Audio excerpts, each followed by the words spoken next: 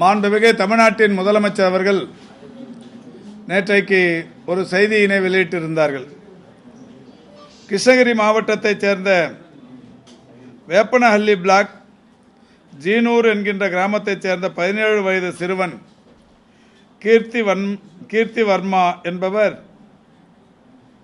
தன்னுடைய இரு கைகளை இழந்த நிலையில் 12ஆம் வகுப்புக்கான தேர்வு எழுதி நேற்று காலை வந்த இந்த தேர்வு முடிவுகளில் 600க்கு 471 மதிப்பெண்களை பெற்று மிகப்பெரிய அளவிலான சாதனை படைத்திருக்கிறார்.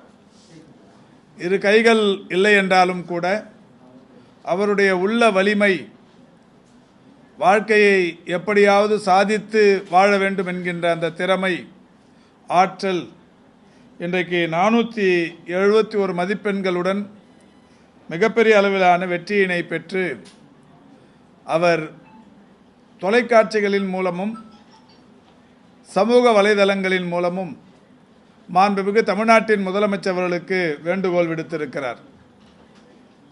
தமிழ்நாட்டில் உறுப்பு மாற்று அறுவை சிகிச்சைகள் தொடர் வெற்றியை பெற்றுக்கொண்டிருக்கிற நிலையில் உறுப்பு தானத்திற்கு மிகப்பெரிய அளவிலான வரவேற்பும் பெரிய அளவிலான வழிகாட்டுதலும் தமிழ்நாட்டில் இருந்து கொண்டிருக்கிற நிலையில் இதை அறிந்த கீர்த்தி வர்மா என்னுடைய இந்த இரு கைகளையும் மாண்புமிகு தமிழ்நாட்டின் முதலமைச்சர்கள் உறுப்பு மாற்று சிகிச்சையின் வாயிலாக கைகளை பொருத்தி தர வேண்டும் என்கின்ற வகையிலான கோரிக்கை விடுத்தார்.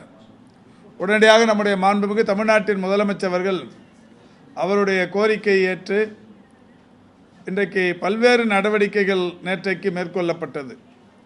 உடனடியாக கிருஷ்ணகிரி மாவட்டத்தின் ஆட்சித்தலைவர், மாவட்ட சுகாதாரத்துறை அலுவலர்கள் எல்லாம் இந்த கீர்த்தி வர்மா வீட்டிற்கு, அதாவது ஜீனூருக்கு சென்று அவருடைய தேவைகள் குறித்து கேட்டறிந்து அரசின் சார்பில் பல்வேறு வகைகளில் அவர்களுக்கு உறுதுணையாக இருக்கிறோம் என்கின்ற அந்த தகவலை தெரிவித்திருக்கிறார்கள்.